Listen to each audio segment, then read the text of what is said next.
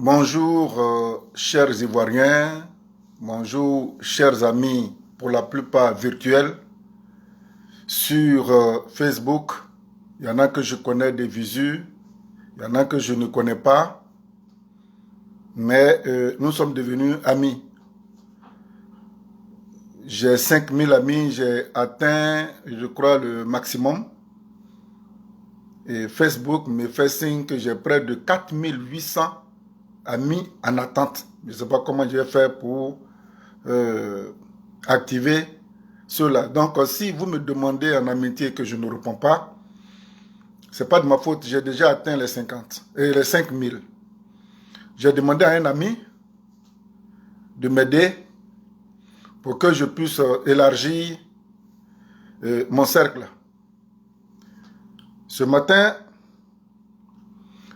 je voudrais vous saluer, m'incliner, vraiment, je dis bien m'incliner sur la mémoire de tous ceux qui sont tombés pendant ce moment électoral en Côte d'Ivoire. Nous avons battu le pavé. On a crié, on a tampoté. On a même empêché certaines villes de prendre part à ces élections-là. Parce qu'on croyait qu'on avait à la tête des partis politiques des hommes épris de paix et qui pouvaient comprendre que nous ne sommes pas des bétails, que nous sommes des êtres pensants. On a confié notre destin politique à des gens dont on n'avait pas mesuré la densité de ce qui était dans leur tête. Certains sont venus à la politique pour s'enrichir. D'autres sont là, on ne sait vraiment pas pourquoi. Il y en a qui sont là pour accompagner. Je voudrais saluer toute la diaspora ivoirienne. Donc 98% de nos informations, nous les prenons sur les réseaux sociaux. Quand certains leaders de ces partis politiques se sont rendus compte que nous, les hommes de la diaspora, on est vu que par rapport aux réseaux sociaux, ils ont employé des gens pour nous intoxiquer avec ce que j'appelle les fake news, les fausses rumeurs. On nous a tellement donné à consommer les fausses rumeurs qu'aujourd'hui, je ne sais plus la vérité. Et pourtant, Facebook était ou est un grand canal de liberté d'expression. Malheureusement, dans nos expressions, il y en a qui se sont donnés aux fausses nouvelles.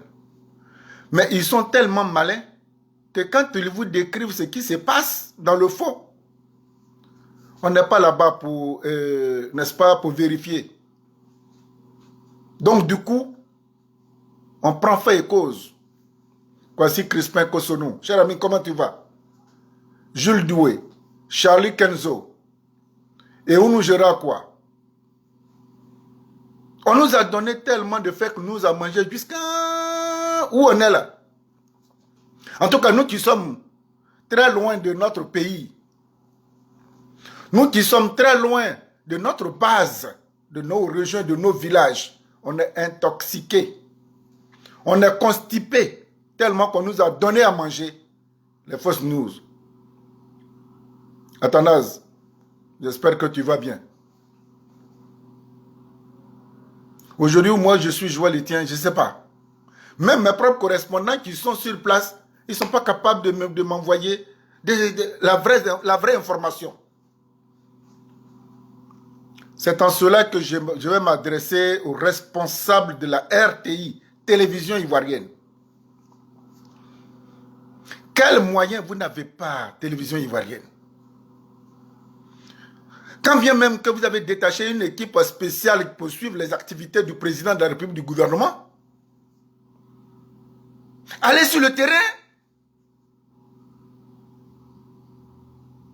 Le journaliste là, son ami là, c'est la police, la gendarmerie, l'armée. J'ai fait ça. Quand j'étais à 3A Télé Sud, pour ceux qui me suivaient depuis longtemps, j'étais un des rares journalistes à pouvoir me rendre à Bouaké jusqu'à Bondiali pour aller accorder une interview à M. Zemogo Fofana. Ouattao n'était pas mort. Il était encore chef de guerre à Bouaké. Ça crépitait. Je voudrais rendre hommage ici à Florence Badoué. Malheureusement, elle n'est plus. Je voudrais saluer mon équipe avec les Moko, les, comment ils s'appellent, les Fabrice. Et puis, celui qui m'appelle affectueusement Papa, il se reconnaît. Nous sommes allés jusqu'à, bonjour Laurent Kanga, nous sommes allés jusqu'à Bundiali.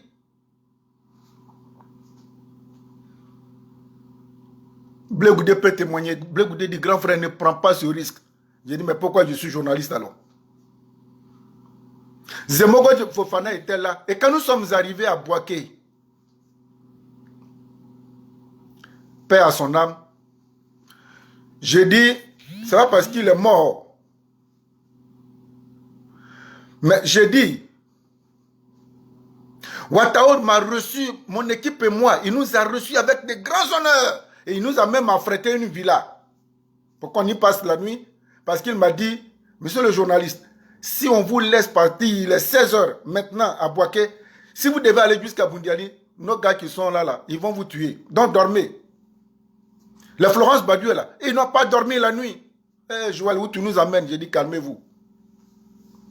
Nous sommes allés jusqu'à Bundiali. Le matin, Ouattao nous a fait préparer, à l'époque, un grand déjeuner. Nous avons tous pris le déjeuner.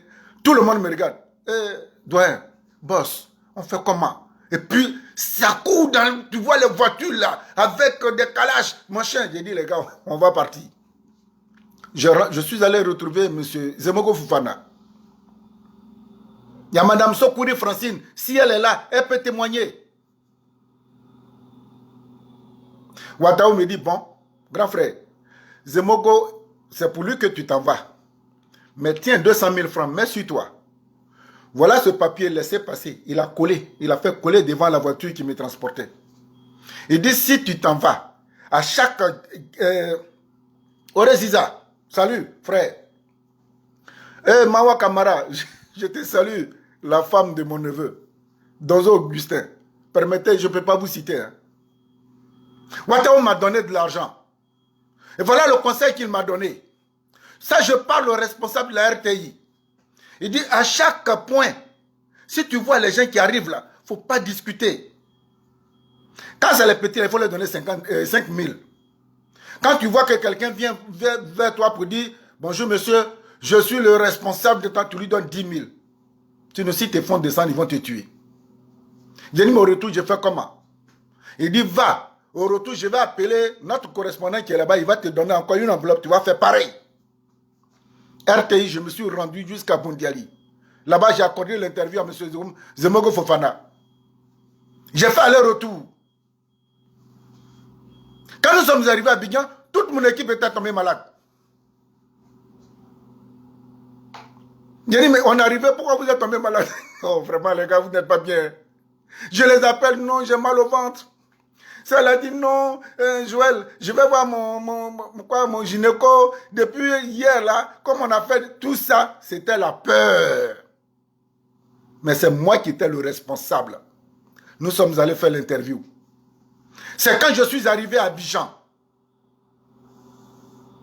que Soro Guillaume, qui est là, hier, là, je voulais le rencontrer aussi pour lui accorder une interview. Il dit qu'il n'était pas prêt. C'est là que le même Ouattao, après leur première fête de l'indépendance, il a accepté, il dit, bon grand frère, tu peux venir à l'hôtel du Golfe je peux t'accorder une interview. Pour ceux qui ont suivi mon parcours, tu ne peux pas être journaliste et puis avoir peur pour aller te coucher en bas de quelqu'un qui incarne la sécurité. Voilà que sur les réseaux sociaux, j'ai fini, hein, c'est une parenthèse pour aller tout droit, pour m'adresser aux responsables de la RTI. Les chaînes privées de télévision qui viennent d'arriver n'ont pas les moyens. Mais vous prélevez tous les mois, encore dans ces conditions-là, vous prélevez sur les factures de la SODECI, de la CIE, de l'argent pour qu'on vous paye. Voilà qu'on dit qu'un bateau, on a coupé des têtes, on joue avec les têtes, on a séché des gens, on a brûlé des gens. RTI.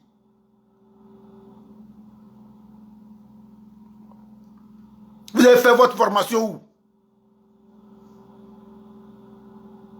RTI, vous avez fait votre formation de journaliste où? Journaliste veut dire risque.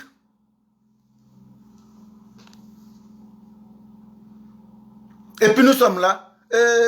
Paraît-il qu'ils ont brûlé les hôtels de Madame Aka Véronique en bateau. On dit qu'ils ont coupé la tête de quelqu'un. De toute façon, ils sont en train de... Côte d'Ivoire. Et puis, on fait monter le mercure de notre cœur. Ça monte comme ça. Mais Ouattara même, il est venu pourquoi? Ouattara même, il est venu pourquoi? Entre-temps, il n'y a rien de tout ça. RTI. C'est quoi ta fonction de base, RTI? Pourquoi tu nous laisses dans le creux de ce désert? Envoie des journalistes pendant qu'il est chaud là. Envoie une équipe en bateau. Même s'il y a 10 000 bois là, ils n'ont qu'à sauter le bois. Parce que votre rôle, c'est d'équilibrer l'information. Oui, on dit il y a 90 morts en bateau. On vient de nous dire que c'est 3 morts. Madame Aka Véronique, on nous a dit que tous ces biens étaient brûlés. Je viens de lire sur les réseaux sociaux. Nicolas Bly, comment tu vas? Ma soeur Geneviève, salut. Ah, yo. Vraiment, merci pour hier. Claude Dassé. Vous prenez l'argent, on vous paye. Directeur général de la RTI, tu as rang de ministre. Les appareils sont là. C'est quand le président Ouattara s'en va faire pipi. Vous êtes derrière lui en train de le filmer. Mais vous n'arrangez pas le monsieur. Vous n'arrangez pas le système. Vous êtes tous complots. Parce que chacun court pour aller se mettre là où il pense pouvoir trouver son argent demain. Le peuple, vous n'en avez rien à foutre. Vous avez fait vos études de journaliste. C'est pourquoi? Vous n'êtes pas capable d'aller en bateau pour montrer les gens la réalité. Rentrer dans la famille, dans des familles où les gens sont morts là. Bonjour monsieur, bonjour madame, c'est la RTI. C'est ici que Kouadio est décédé? Oui. Dans quelles conditions? Oui, c'est comme si, c'est comme ça. Bon, on dit qu'il a eu des têtes coupées ici. Ils sont où? On dit non, c'est pas ici. Bon. Et comme ça, vous, au fur et à mesure, quand on est dans une période comme celle que nous avons traversée, il faut faire souvent du direct à la RTI. Avec votre programme sclérosé vétuste, pour lequel l'Ivoirien ne vous regarde même plus. Vos caméras et vos techniciens sont où? Pourquoi vous êtes comme ça, RTI? Vous avez fait vos études où? Pourquoi nous qui sommes dans la diaspora, on nous intoxique avec plein de fake news? On a pris notre cœur là, c'est à bout comme ça. Alors que c'est des vieilles vidéos de je ne sais dans quel pays là qu'ils ont pris pour mettre sur les réseaux sociaux pour nous pousser à détester Ouattara ou à détester Bédié ou à détester Mabri ou à détester je ne sais pas. Quand vous ne pouvez pas tenir le combat et le courage de démissionner. Ce que la RTI fait en ce moment-là, ce n'est pas bien. RTI, ce que vous êtes en train de faire, ce n'est pas bien. Monsieur Ouattara, il est de passage. Arrêtez de porter des cravates jusqu'au cou pour venir faire débat. Bon, aujourd'hui, nous allons faire un débat. Bon, le président Ouattara a déclaré, ils ont déclaré qu'il a gagné là. Qu'est-ce que vous en pensez? On n'en a rien à foutre, nous. On n'en a rien à foutre. En Europe où je suis là, dès qu'il y a il y a une petite catastrophe là, tu vois les médias qui courent. Parce que chacun va avoir la primeur de l'information. Vous êtes assis à Abidjan, à Cocody. Chacun vient avec sa petite voiture. Si ce n'est pas pour courir derrière les petites filles, parce que oui, monsieur est journaliste, on le voit à la RTI. C'est comme ça que vous avez choisi d'être journaliste? Mon cul. Et ça, je vous indexe. Répondez-moi. Vous avez envenimé la situation. Vous avez enflé la rancune dans le cœur des Ivoiriens parce que vous n'avez pas été capable d'équilibrer l'information. On vous paye pourquoi? En ce moment, démissionner pour aller devenir maire ou député? Il y a des jeunes gens peut-être dans le journalisme qui veulent aller sur le terrain. Vous avez fait blocage. Et nous qui sommes à l'extérieur, on nous nourrit de fausses rumeurs jusqu'à on est malade. Moi où je suis malade. Je suis du Morono, moi. Imaginez-vous les images d'horreur que j'ai vues. Et vous voulez que je m'asseye? Mais je suis obligé de prendre position. Parce que ça colle tellement avec la réalité. Les gens qui sont de Toumoudi, qui sont dans la diaspora, quand on leur montre des images là, ils brûlent comme ça, oh là là, mais Ouattara il n'a qu'à partir, mais Ouattara comme si Ouattara... Ouattara il est à Abidjan, hein. Ouattara il est à Abidjan. Et entre-temps, l'argent des Ivoiriens qu'on collecte pour vous payer là, vous êtes assis dessus, vous attendez qu'on vous... Bon, qu'on a bédié là, prenez 20 caméras. Bon, prenez le nodal là. Prenez ce temps. Et puis tout le monde à l'hôtel Ivoire. Tu vois le nombre de caméras comme ça parce que Ouattara et Bédié doivent se rencontrer. Qu'est-ce qu'on en a à foutre de leur rencontre? Par rapport aux gens qui sont en train de mourir. Qu'est-ce qu'on en a à foutre? Une seule caméra ne peut pas suffire? Pour nous laisser mourir de chagrin?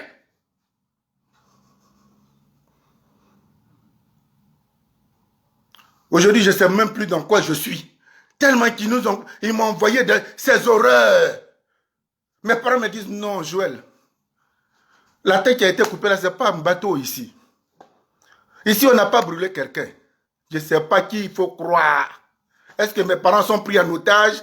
C'est pour ça qu'ils ne peuvent pas parler. Qu'est-ce qui se... Je ne sais plus. La RTI qui devait aller sur le terrain pour nous apporter la vraie information, la RTI assis à Abidjan. Avec ces grands journalistes aux cravates lourdes de près de 20 kilos. Et ils portent ça, ils n'ont pas honte.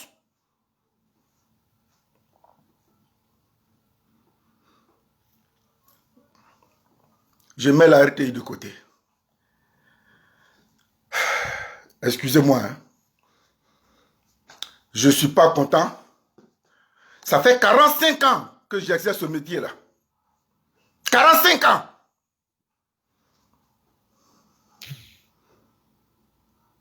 Et où je suis, pour tous ceux qui me connaissent, ils savent que ce métier-là fait que j'ai redoublé, n'est-ce pas, mon courage. Parce qu'il y a beaucoup qui se reconnaissent à moi. Regarde le petit direct, ça fait 3 jours que je viens m'adresser à vous sur ma page. Regarde le nombre de gens qui me font confiance. C'est dans ça là que je vais aller m'asseoir et puis je trouve un technicien qui va faire des montages. Bon, on va faire partie Ouattara. Donc voilà ce que tu dois faire en France ici. Comment dirais-je, on va faire croire qu'à Saint-Denis, là, il y a eu 50 morts. Allez, vas-y. Et puis font. Et puis je gagne quoi dedans? Lucie L'Oignon, bonjour. Ma maman Elisabeth Bouli, bonjour. Marie Stéphane Ablo, bonjour. Nini, tu dis à ton petit frère que j'ai besoin de lui. Il n'a qu'à m'appeler. Bon, RTI, j'ai fini. Qu'est-ce que je pense de la rencontre qu'on a Bédié à Alassane Ouattara hier à l'hôtel du Golfe? Et pourquoi c'est l'hôtel du Golfe qu'ils ont choisi? Il n'y a pas un autre lieu? Voilà la première interrogation qu'on doit se poser. Pourquoi c'est l'hôtel du Golfe? Chez moi, le lieu choisi n'est pas anodin. C'est à l'hôtel du Golfe, en 2010. C'est à l'hôtel du Golfe qu'ils se sont rassemblés pour créer leur premier gouvernement. C'est à l'hôtel du Golfe qu'ils ont tout fait pour mettre le grappin sur le président Gbagbo, Blé Goudé, sa femme.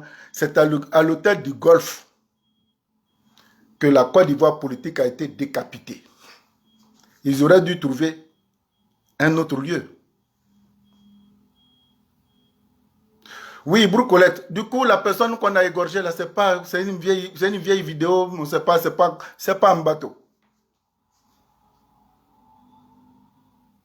C'est pas un bateau. Hier nuit, j'ai eu l'information, j'ai appelé tous les chefs là-bas, comme la situation s'est calmée, j'ai eu tous les chefs, ils disent non, c'est pas ici. Et que quand Apollo est parti aussi, Apollo n'a pas donné l'argent aux Agnis. Sur les réseaux sociaux, on dit non, Apollo est parti donner 2 millions, 2 millions, 2 millions aux parents des victimes. Comment Apollo peut aller donner l'argent? L'Agni, là, quand il a un parent qui meurt dans ces conditions, il ne prend pas l'argent des gens comme ça. Hein? Donc, nos parents n'ont rien eu. Je voudrais apporter ces démentis. Donc, ils ont choisi encore l'hôtel du Golfe. J'en ai entendu, je lisais, j'écoutais. Le président Bédié, il ne faut pas partir. Président Bédié, pardon. Non, celui-là, nous, on ne veut pas de Ouattara. Il ne faut pas le cautionner. Il ne faut pas le faire ceci. L'histoire nous enseigne. L'histoire nous enseigne. Elle se répète souvent. Pas dans les mêmes conditions. On n'était pas nés, pour la plupart, quand il y a eu le complot du chat noir. Le complot du chat noir, à l'époque, le président Houphouët était en train de chercher ses marques politiques. Et il s'est retrouvé face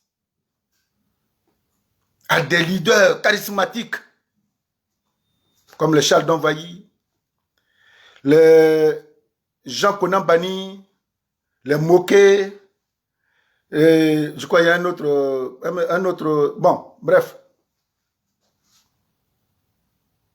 Et il est venu dire à la France, je veux bien rentrer avec vous, mais cela m'emmerde, il me crée des problèmes, je fais comment? C'est là qu'ils ont créé le complot des chats noirs. Un matin, au Fort Boigny, les Français, ils ont ramassé tous ces leaders-là. Ils sont allés les mettre en prison. Il y en a qui étaient dans les prisons, comment on appelle ça, à Démocro, ainsi de suite. Et puis plus tard, les parents de ceux que Fort Boigny venait d'arrêter, c'est-à-dire les Donvahi, les parents ont commencé à faire la queue devant Fort Boigny pour aller lui demander pardon de libérer ses frères. Quand ils sont sortis, chacun a émargé pour dire, bon, à partir d'aujourd'hui, on va plus se mettre au travers de ce que tu es en train de faire. On va s'aligner. C'est comme ça que les Donvahi, les Jean Konambani, les Moquet, ils sont rentrés dans le gouvernement. Monsieur Konan Bédié, Monsieur le Président, c'est vrai, comme je n'essaie de le dire, quand vous avez lancé le mot d'ordre de désobéissance civile, vous aurez dû vous en tenir là.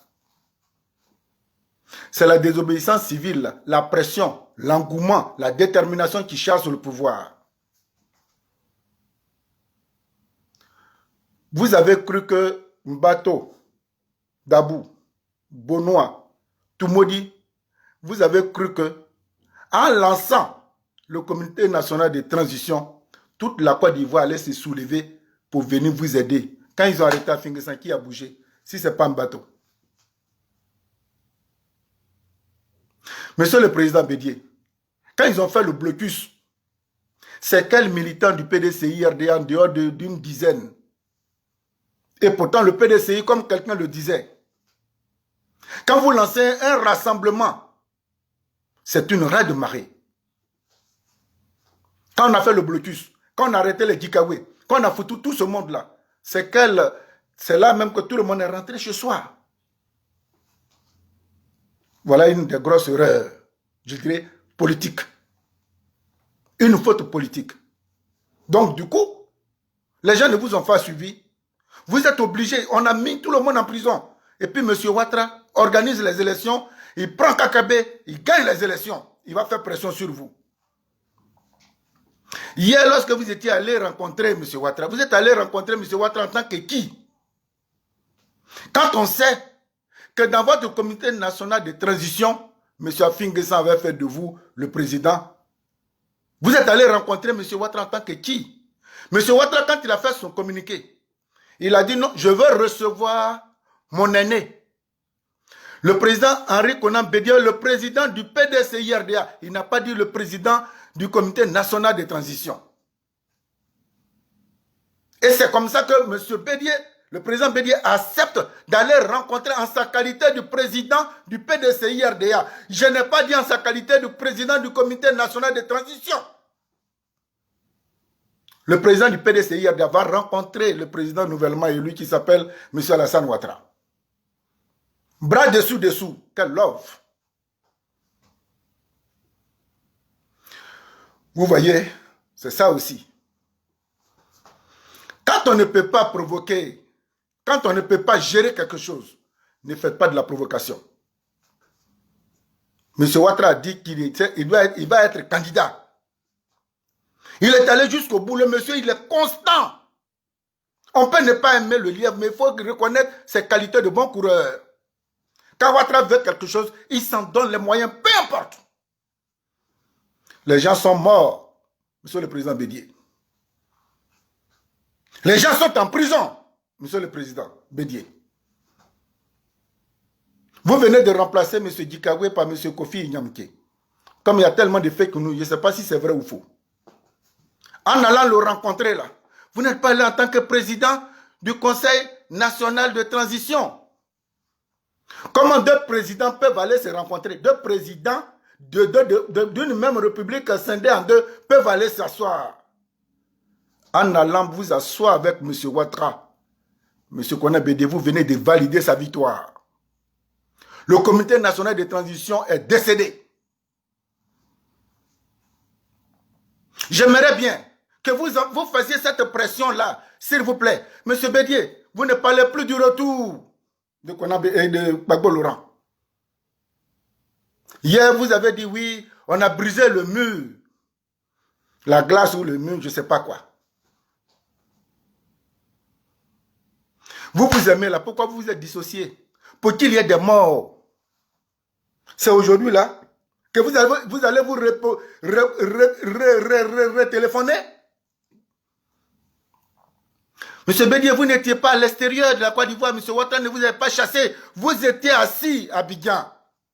Ce que vous avez fait hier là, pourquoi vous n'avez pas fait avant? Pourquoi on détruise tous les villages de Toumoudi?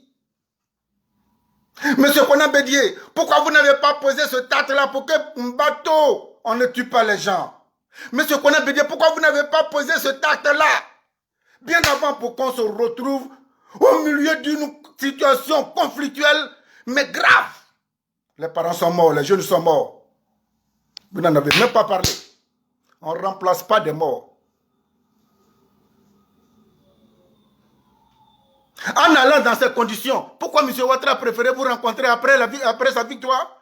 Parce qu'il sait que si vous recevez avant, vous allez poser ces conditions qui allaient le bloquer. Oui, M. Ouattara, votre candidature est anticonstitutionnelle. Donc, voilà, c'est pour ça qu'il faut que Ouattara a attendu. Ouattara, vous le voyez comme ça. Avant, je pensais qu'il n'était pas un homme politique. C'est un grand stratège politique. Il a tendu le piège, M. Bédié vient de tomber dedans. Les morts qui sont morts, les familles qui sont en train de pleurer, tout est cadeau. On appelle ça le sacrifice. On appelle ça des sacrifices. Comment M. Henri Konan Bédié, quelqu'un pétri de savoir, quelqu'un pétri d'intelligence, tu te laisses berner par un jeune qui s'appelle Soroguion. Voilà mon frère, mon grand frère Afingessa. Tu étais tranquille dans ton opposition. Tu étais rentré dans la CEI. Tu faisais ton petit bonhomme de chemin. En allant t'allier à ce comité national de transition, afin que ça vienne de perdre tous les cadres du FPI qui lui faisaient confiance. Quand tu vas sortir de prison, afin que ta carrière politique est brisée. C'est quoi ça? Nous qui sommes à l'extérieur, qui vous donnions un peu d'oxygène, tous vos suiveurs là, ils vous ont fait croire que nous sommes contre vous. Donc tout ce que nous disons, on dit que c'est contre vous, vous n'écoutez pas. Où on est maintenant? Où on en est maintenant? J'avais écrit, quand M. Bédier est parti déposer ses dossiers en fanfare à la CEI, j'avais fait un article. J'ai dit, M. Konan Bédier, tout ça pour ça? J'en ai reçu les bêtes des pas mûres, des injures. J'ai dit, vous allez voir. Si vous n'avez pas de programme à proposer aux Ivoiriens, laissez Ouattara tranquille. Mais là où on s'en va là, ne faites pas tuer les enfants. Ne faites pas tuer les enfants des gens. Pendant ce temps, les vôtres sont dans des pays développés, ils font des études. On m'avait dit que certains enfants de Dikaou étaient, je crois, en Espagne. Ma brute aqueuse, pendant que tu abîmais l'enseignement professionnel et supérieur, ta fille qui est en France ici, elle venait d'avoir son diplôme, tu es venu la brandir comme un trophée. Mais pourquoi vous êtes ignoblement, inexorablement méchant comme ça? Vous avez mis vos enfants au placard et vous avez livré les enfants des autres. Rien que pour votre intérêt, c'est méchant. Malheureusement, le peuple ne peut pas comprendre. Parce qu'il est à la recherche d'un leader charismatique, il n'en a pas. Celui-là, il pense, il vient, il prend pour lui, le lendemain, il disparaît. En allant vous asseoir hier, tapis rouge, photo, monsieur le président, bras dessous. Mais vous vous aimez, pourquoi vous vous êtes séparés? Pour venir piteusement devant les micros. Oui, j'ai rencontré mon grand frère. Il fallait qu'on fasse la paix. La paix que tout le monde, tous les Ivoiriens recherchent, que moi-même, Ouattara, je recherche. Et il fallait qu'on en arrive là. On va s'appeler. On va se retrouver dans les jours à venir. Voilà, donc, président, il faut parler. Oui. On a abrégé le mur de confiance. Le mur de méfiance, on a été brûlé. Donc, on va chez vous, on va s'appeler. Merci. C'est pour ça là que les gens sont morts. PDCI, RDA, c'est pour ça que les gens sont morts. Putain de bordel. Moi, je pleure parce que j'ai des parents qui sont morts. Je pleure parce que j'ai des parents qui sont morts par cette comédie, parce qu'on a cru à la bonne foi de M. Konan Bédier. On a cru en la bonne foi, à la détermination de M. Konan Bédier. Aujourd'hui, il est où? Il allait se jeter dans les bras de celui qui a vaincu son adversaire. Pour se moquer de la souffrance du peuple de Côte d'Ivoire. Pour se moquer de mon deuil à moi. Pour se moquer du deuil des gens de Toumadi qui sont morts. Pour se moquer du cadavre de plein de gens de Benoît. Depuis le 13 août dernier. Mais ce qu'on a béni, tu as lancé ton mot de désobéissance civile. Si tu en avais besoin, tu ne pouvais pas passer par là, M. Konan Bédier. J'ai la rage.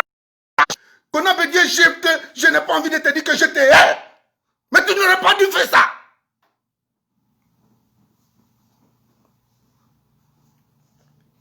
Tu n'aurais pas dû faire ça. En allant rencontrer Bédier et Ouattara, pourquoi tu allais seul? Quand il t'avait appelé, tu aurais dû dire, j'ai compris, je vais réunir toute l'opposition. Même ceux qui sont partis à prison, c'est pas grave, mais ils ont des représentants. Les Madame Gbagbo, les Koulibaly Mamadou, les ceci, les cela, les, comment il s'appelle, Amontano. Vous dites qu'Amontano a trahi, il a trahi qui? Amontano a trahi qui? Vous ne savez pas lire entre les lignes politiques. Amontano n'a pas trahi quelqu'un? Amontano, là où vous partez, moi je ne vous suis pas parce que au moment où je venais là, c'était pour faire pression. Pour ne pas que les élections aient lieu. les élections ont eu lieu. Vous créez votre communauté de salut national ou bien privé là. Moi, je ne suis pas dedans. On dit à Montano, il n'a trahi personne. Montano n'a trahi personne. J'ai mal. Monsieur Konan Bédié, j'ai mal. Monsieur Konan Bédié, j'ai mal. Vous n'avez aucun parent décédé dans ça. Mes jeunes frères qui ont eu des diplômes, qui n'ont même pas de travail, ils sont retournés au village pour faire la terre. Tu les as incités à se mettre dans la rue. On les a tués. Tu as pris leur cadavre pour les brandir devant Ouattara comme si tu venais d'avoir un trophée. C'est ça, monsieur Konan Bédié. On a compris. On a compris. PDC-RDA, insultez-moi si vous voulez. C'est celui qui n'a pas de parents tués dans ça là, qui va venir vociférer. Ouvrir vos laines puantes. Parce que vous n'êtes plus humain à cause de la politique.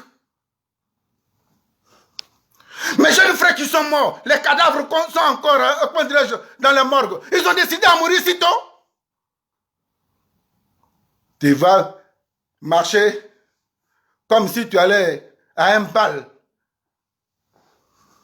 À l'hôtel du Golfe, vous avez signé l'arrêt de mort politique de la Côte d'Ivoire. Vous allez renouveler ce vieux souvenir dans la tête des Ivoiriens.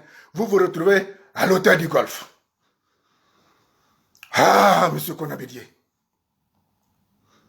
Monsieur Konan Bédié, mes parents sont morts, monsieur Konan Bédié. On ne peut pas les réveiller. Tout ça là pour que tu sois le leader charismatique de l'opposition ivoirienne. Tu en avais besoin aussi tard. Qui va les réveiller?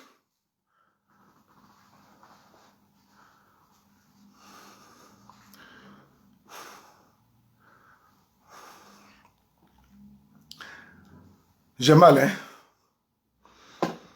J'ai très mal. Monsieur Konan Bédié, pour en arriver là, vous n'étiez pas obligé de faire autant de sacrifices humains. Votre marabout qui vous a dit, monsieur Bédié, que vous devez faire autant de sacrifices pour parvenir à être le leader charismatique de l'opposition. Il vous a trompé. Moi, je pleure. Beaucoup de gens sont en train de pleurer dans mon cas. Tout ça là pour ça, monsieur Bédié. Monsieur Ouattara que tu connais là, sur ce plan, il n'a aucun sentiment. On me dit non. Bon, quand il s'est rendu compte de l'échec du Comité national de transition et qu'il n'a plus de cartes à jouer, c'est pour ça qu'il a accepté d'aller rencontrer le président Ouattara pour discuter et puis voir comment il peut libérer les gens, tout. Voilà Gikawe que tu viens de remplacer là. Nyamke Kofi. Pourquoi tu n'as pas pris un autre PT? Et tu dois prendre un nom à consonance à quand? Pourquoi? Tu aurais dû prendre un autre PT pour remplacer Gikawe. Je pouvais comprendre. Donc le PDCI, c'est une affaire de baoulé. Vous avez encensé M. Gikawe comme ça. Moi, je l'ai combattu. Parce que je lui ai dit, là où tu t'en vas, c'est pas bon. Aujourd'hui, tu es où? Tu dors en prison. Paraît-il qu'il est devenu gigolo là-bas. C'est lui qui est le comédien. Il fait rire. Mais ça, c'est son problème. C'est son problème. On a fait tout ça pour en arriver à là. Je pleure mes parents.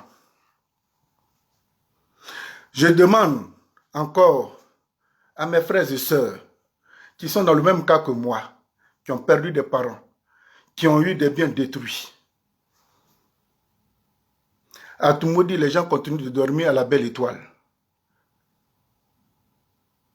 Le gouvernement a reconnu qu'il y a eu des morts, il y a eu des destructions. Je demande pardon. Puisque le président Bédi allait faire allégeance. Donc vous n'allez pas me blâmer si je fais allégeance. Je demande pardon à M. Ouattara pour une fois. Nos parents qui sont au village là, ils ne sont pas salariés. Ils n'ont pas d'assurance. Pour dire que comme leurs maisons, leurs biens ont été détruits, l'assurance va rembourser. Ils n'ont pas ça. Donc je demande pardon à M. Ouattara. Dans le budget de l'État de Côte d'Ivoire. Ça, c'est vraiment pardon, M. Ouattara. Soyez les bienvenus à nouveau dans votre palais. Monsieur Ouattara, je te demande pardon. Les maisons qui ont été détruites à Tumodi, là, les gens ne sont pas salariés. Ils dorment à la belle étoile. Pardon pour une fois. Il faut aller construire ces maisons-là. Ceux qui sont morts, quand vous allez rebâtir la maison de leurs parents, là, ils vont peut-être avoir la mémoire, la douleur un peu apaisée. Mais ça, là, vous n'allez pas le faire. Les pauvres, ils vont payer tout ça pour rien. Pardonnez. Pardon, M. Ouattara, pardon. Ça ne peut pas coûter cher. Si vous voulez même là, prenez des entreprises pour aller faire ça en géobéton. Et ils n'ont pas besoin de la qualité du matériel pour reconstruire. Vous êtes capable, avec les sous-préfets, les gendarmes, les commissaires qui sont là, ils peuvent vous faire le repérage. Pardon, M. Ouattara, votez un budget. Allez-y construire ces maisons-là. Il ne faudrait pas que nos parents dorment à la belle étoile. Purungba, on appelle ça s'appelle ça Purungba. C'est-à-dire, non seulement, ils ne vous connaissent même pas, M. Ouattara. Ils sont venus tomber sur eux comme ça un matin. Bah, on a tout détruit. Ils n'ont pas prévu de plan B. Ils dorment à la belle étoile. Il faut qu'on fasse un recensement, M. Ouattara. Envoyer des gens et puis rebâtisser ces maisons qui sont détruites. Même s'il y a eu 10 morts et qu'il y a un qui reste là, donnez-lui un abri confortable pour qu'il se couche. Parce que c'est des planteurs. C'est des planteurs. Souvent même là, par an, il faut qu'il y ait une seule récolte de cacao ou du café pour que le père se sente robuste.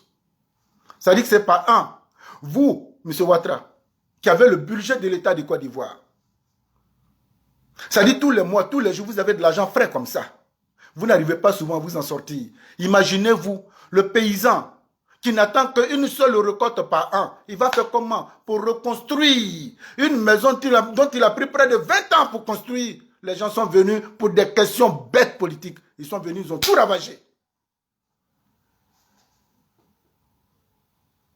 Donc, je dis à M. Ouattara, ma doléance, soyez les bienvenus. Vous êtes élus. Moi aussi, je reconnais votre victoire. Félicitations. Je vais écrire tout à l'heure pour vous féliciter. Bravo, M. Ouattara.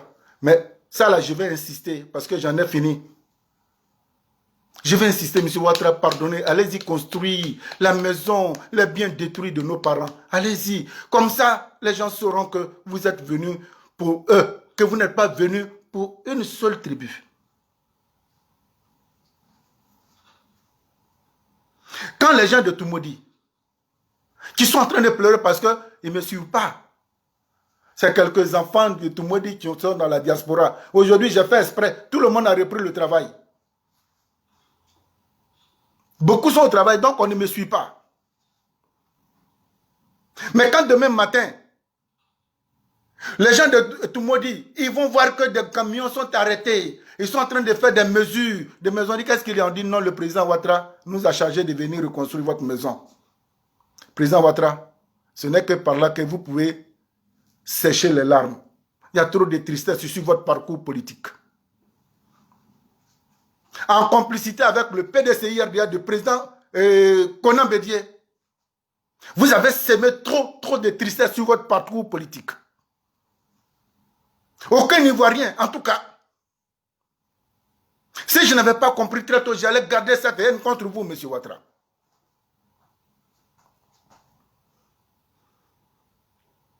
J'allais garder cette haine entretenue volontairement. Le président Bédié, le PDCI, avait-il besoin de faire ça? Comment tu peux rassembler toute l'opposition pour aller vendre ce capital de combat? Tu te retrouves seul aujourd'hui, à Finguessan en prison. Mabrik Touakezo, on ne sait même pas où il est parti. Guikawe en prison. Toutes les têtes pensantes là. Aujourd'hui, vous êtes seul. Quand autour d'une table de 6 personnes, vous mangez dans la joie, vous rigolez dans la joie, vous prenez votre apéro dans la joie, vous prenez votre dessert dans la joie, et que vous vous retrouvez tout seul autour de la table, c'est qu'il y a un problème, M. Bédié. À Finguessan voulait vous suivre, voilà. Sa carrière est finie, là, c'est bousillé pour toujours. Parce qu'Afingui-San savait que le comité national de transition qui lui permettait de traiter Ouattara de Hitler, Babo Laurent, qui est son support indéniable, a dit: ah non, Afin, où tu t'envoies? Ah non, moi je ne vous ai pas dit d'aller créer un comité. Afin, tu es isolé. On t'a flatté comme ça, comme quelqu'un, il y a un trou là, ils t'ont poussé, qui est tombé dedans. Le temps que tu te lèves là, et ils ont fini de partager le gâteau. Afin, ta carrière est foutue. Le seul ami qui voulait se jeter dans la course, tu as vu ta fin. Aujourd'hui, c'est le président Bédié qui est le chef. Maintenant, il convoque les leaders de l'opposition pour leur demander ce qu'ils pensent. Ils n'ont qu'à se mettre ensemble pour préparer un projet pour aller soumettre à Ouattara. Ah donc depuis ce temps-là, le PDC n'avait pas un programme de société? Purée. On est où là? On est où? Purée.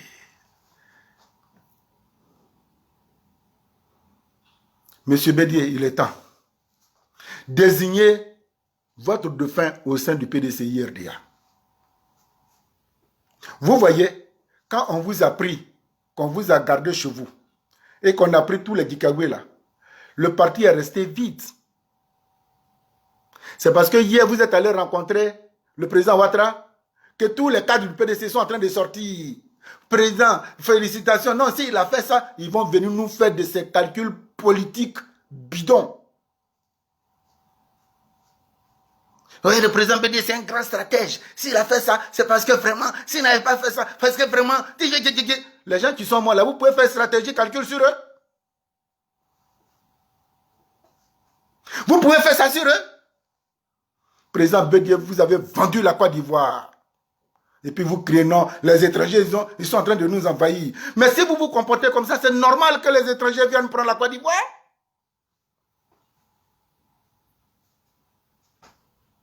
Si on se comporte comme ça, c'est normal. Là, on vient de me dire que tous les étrangers vont créer leur banque en Côte d'Ivoire. Ça veut dire quoi? Ça veut dire que le passage de M. Ouattara, là, si on ne fait pas attention, il va avoir une banque où les étrangers vont venir investir. Aucun Ivoirien n'aura accès à un crédit pour dire qu'il va faire un projet.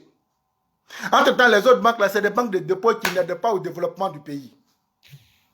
Cette banque-là va venir et tout étranger qui va venir, dès qu'il présente un dossier dans cette banque net, on lui donne les moyens.